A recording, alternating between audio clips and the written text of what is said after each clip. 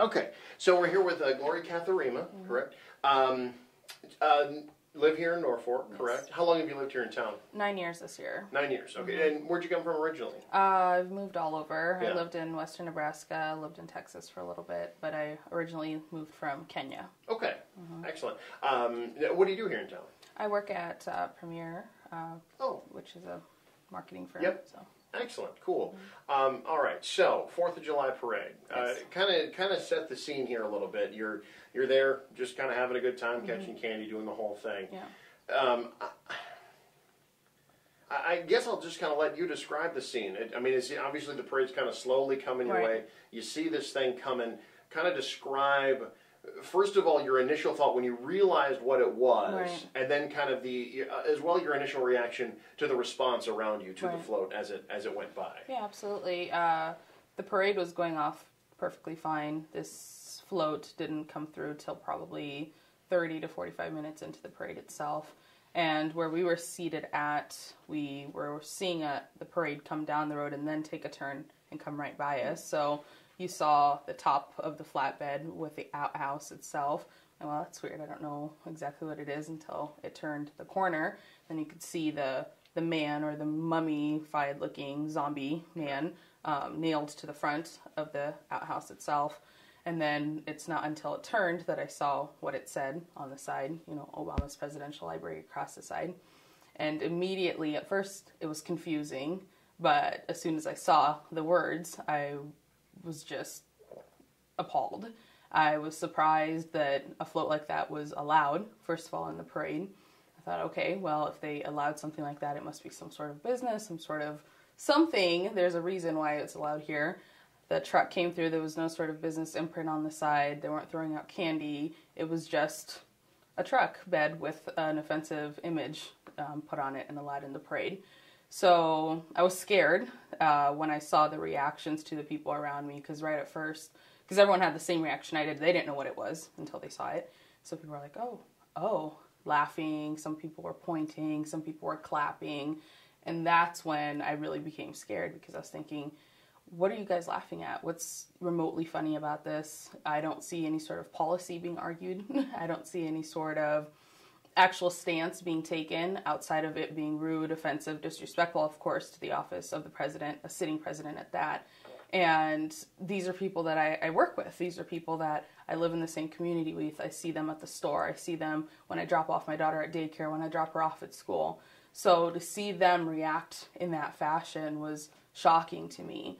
And really stopped me from doing anything right away. I had my phone in my hand. I was ready to, I was taking pictures of the kids, picking up candy, all of that. And I couldn't even bring myself to take a picture of the float. I just kept repeating, I'm like, that's not okay. I said, does anyone else here think it's funny? Everyone who was around me was just, completely quiet. They didn't want to say anything, even if they disagreed or agreed with it, because I think everyone was just in the same amount of shock as I was. So we were having a great time. It was the last 15 minutes of the parade. I was just done. I'm like, okay, I'm ready to go. It's hot. I was okay up to that point, but all of a sudden the sun felt hotter. I was thirsty. I was just irritated and angry. And now it's just been a whirlwind from there. You've reached out to some folks, obviously, since then. You've reached out to the parade folks as well, and some other. What kind of response, if any, have you gotten to this None. point? I've gotten nothing from the city of Norfolk. I posted something on Facebook, because I think that's everyone's first reaction is like, I got to put it on Facebook. And luckily I have contacts within the community and outside of the community who knew who the parade organizers were. So I got that information right away, and I emailed the Norfolk Oddfellows Lodge for their approval process for the float. I just wanted to know, hey, there must be some sort of list that you look at that allows people to know what they can show at a parade. That's all I asked for, and I let them know that it was not appropriate how I felt about it, but I just wanted the process. I emailed the mayor, Sue Fuchman. I haven't received anything from them.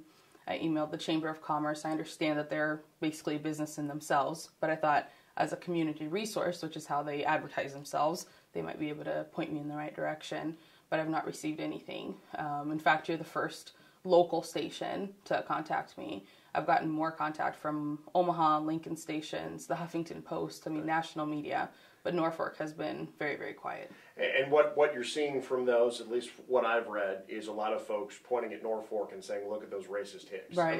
That's what you're seeing. Yeah. Do you see that in this town? What do you see in this town? And has what you've seen and felt about Norfolk changed because of what happened on Friday?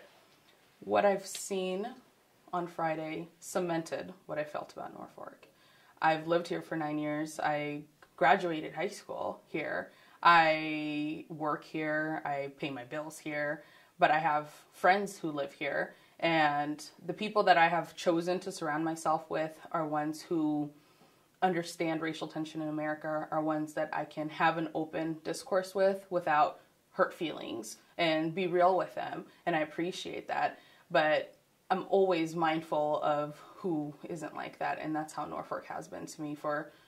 I don't know if it's ever changed. I think that people around here just want to ignore the issue or want to say that the issue's been fixed because they never have to deal with it. It's very easy to say there's no racism or it's 2014, racism is gone, when you never have to worry about race. You can go anywhere at any time in history as a white man or a white woman, and no one's going to bat an eye at you. I can't do that. A lot of people can't do that. And it's so hard to relate to people who just don't understand what it's like living in a community that is so far removed from the issue. And instead of opening up and discussing it and without hurt feelings, they immediately want to say, well, you're just pulling the race card. I've heard that so many times. I hate that term. I absolutely hate that term because I don't understand how the game is supposed to be played. I don't understand what game we're apparently playing that I'm the only one who has a card that I can pull, but everyone else assumes there is. And if the card is going to Walmart here in Norfolk and having someone throw the N-word at me when I'm with my family, then yeah, that sounds like a great card. If that's having children come up to me in Norfolk at a park to touch my skin because they've never seen anyone who looks like me, sure, that's a great card to play. People just don't see it. They don't understand, and they want to police my tone and police my conversation in it because they don't have to deal with it, and that's not appropriate. Given the demographic around here, you could see where it could be difficult to understand any type of charges of racism because there's a comfort level in being the majority, right? Playing devil's advocate, during the Bush administration, there were certainly a number of all types of effigies. The outhouse joke was even made about him when they proposed to put the Bush Library down at SMU down in Texas. Try to talk, if you can, about the differences between the two and why you believe that why this criticism of the president is racially motivated, in your opinion. Yeah, absolutely. I believe that this is racially motivated because that is the first aspect of Barack Obama that anybody knows. They are, when you ask, oh, who's Barack Obama? Even 50 years from now, he was black. That's the first factor that's going to come up. Secondly, he's an Ivy-educated individual. He has won awards. He's a Nobel Peace Prize winner. He has all these accolades, but being black is the first descriptive factor. Same for me, Same for me. I can meet somebody, let's say I met you, like now this is the first time I've ever met you. I've never seen you here. I've lived here for 9 years. But if you were to describe me to somebody else, what's the first thing that you're going to use to describe me? I met this nice woman. I met this woman who lives in Norfolk. No, I'm a black woman. That's the first thing that's going to come out of your mouth because it's the first thing you can see about me. So I can see how people use that as a descriptive factor, but in differences between Bush and Barack Obama, Bush was a lot of things, they were calling him stupid, trying to say that between coming from a rich family who paid for his schooling, he was handed the presidency is what a lot of people have said. Whether that's true or not, what was used to put him down was not a thing that he couldn't change, was not his outwardly appearance, was not a very small part of him. Being black is something that I'm proud of, but this event specifically was used as a way to shame the Black community, because people here don't realize that other people would find it offensive.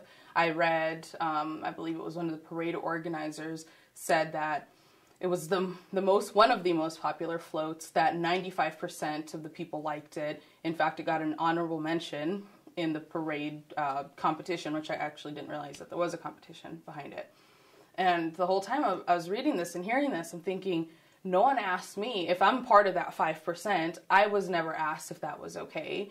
They're, touted that if it's not morally objectable, then they would have it in the parade. But they didn't see that there was anything wrong with it, which speaks to a louder problem, I think, within the community, that no one understands why it's offensive. They think it's funny. They think it's political satire. They think it's, just poking fun at a president that nobody apparently likes. We all know Nebraska is a red state, and they're going to probably continue to be a red state, which is funny to me, surrounded by two very progressive states, that Nebraska has stayed the way it is. But I think that the differences between the two presidents, the last two presidents, Bush and Barack Obama,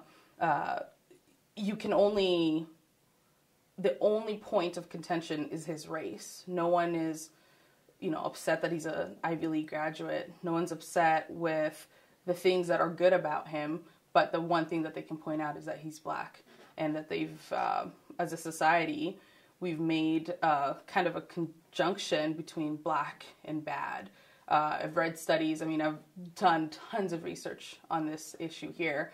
You can have children and show them dolls, a Black doll, a white doll. Ask a child with, innocent, they haven't been perpetuated into the, the ridiculous culture.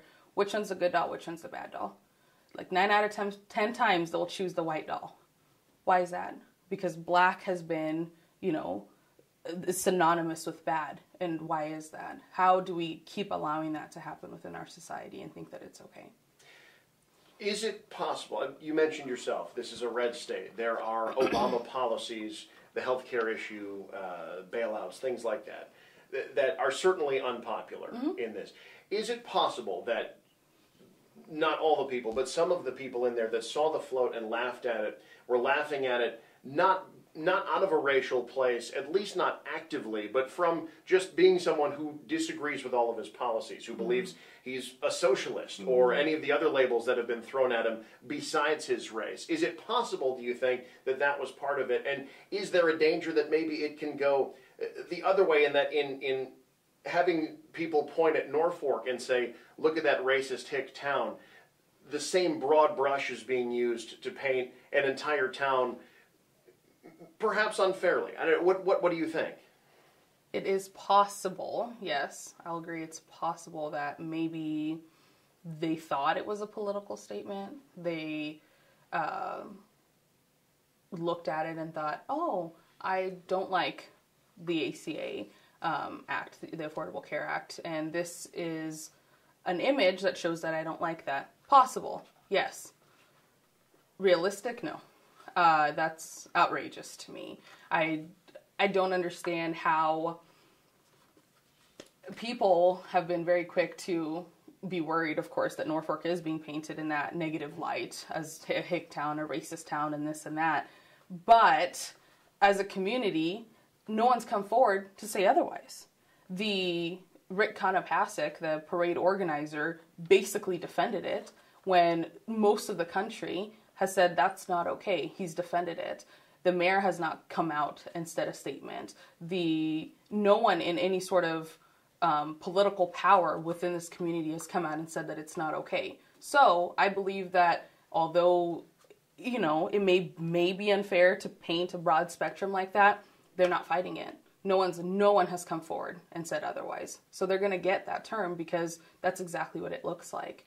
And being an outsider, I am an outsider in Norfolk. I live here, I work here, but I don't feel like I belong here. There's no one here who looks like me. I work at a large company where I'm the only one who looks the way I do. So no one understands the issues. And to present this image across the country, that's the only, people don't even know where Nebraska is a lot of times, especially Norfolk, Nebraska. They know Johnny Carson, but they don't know he's from Norfolk, Nebraska. That, yeah, it is a negative light, but Norfolk's got to come ahead. They've got to step up and say, you know what, that's not us. We disagree with this. It was not okay. Maybe we didn't see it. Maybe we weren't educated enough to see that it was not okay, that it was offensive. We did disrespect the office of the sitting president. If they came forward and did that, I think that it might make it a little bit better, but no one's done it. And it's already been now 48 hours since the incident. And you work in the media, you know good and well that the longer that they wait, the worse it's going to look for them. And people are just going to spin it however they want to. But, I mean, it's possible. But at the same time, I feel like they're putting that badge on themselves. Tomorrow's Monday. Yes. You got to go back to work. Yes. Tomorrow. A very different person than you were when you went to work, say, last Thursday. Mm-hmm. You mentioned you've been receiving threats now. Mm-hmm. You're getting threats. So obviously there's part of the response. How do you expect to be, I guess, what are you preparing for in the coming week in terms of how you believe you will be perceived and what threats may be coming your way? And long term, you're employed here. Mm-hmm. What does this mean for you long term in this part of the country? Can you stay here? Mm-hmm. That's a great question. I've not thought too much past this next week. I expect that there'll probably be more media outlets and stuff contacting me. This, despite what people have thought, it's not me trying to get famous or anything like that. Like I live a pretty low-key life. I don't like to be disturbed. In fact, I rarely use Facebook. I've posted more there the last 2 days than I have the last 6 months. I have no desire to be put in the public spotlight because of an issue like this, because of such a divisive issue in this community. I'm proud of what I've done. I'm proud of taking a stand. I spoke with my father yesterday, who was a huge part of this community before they moved away, and he told me he was proud of me. And I know that I'm doing the right thing, and whether people agree with it or don't, I know it is the right thing. As for being employed here and looking at the future and staying within the community, I've been here 9 years. I have had plenty of opportunities to leave. It's not like I don't feel like I'm a tree that's rooted in. You know, I've lived kind of a nomadic lifestyle, for lack of better terms. I'm a preacher's child. We moved around a lot. I know how to make new friends. I know how to find a new job. I, can make my way in a new city. But I liked the atmosphere of Norfolk. It's quiet, but not too quiet. It's close enough to Omaha, Lincoln, Sioux City. If I want to go do something, I can travel. I can fly out of the Omaha airport. I do a lot of things here that I feel are important for myself, as well as a mother who's raising a child here. She loves her school. She enjoys her friends here. But if I do continue to receive, no one has outwardly come to my face and threatened me to my face. It's all been messages and, everyone's kind of a coward, especially when they have a computer screen in front of them. So unless someone comes up to me, face to face, I'll keep doing what I've been doing. And no one's going to run me out of the place that I've chose to make my home in. And if they would like to do that, then they definitely have a fight coming for them. Great. Well, I appreciate you taking the time to join me today. Yeah, absolutely. Thank you.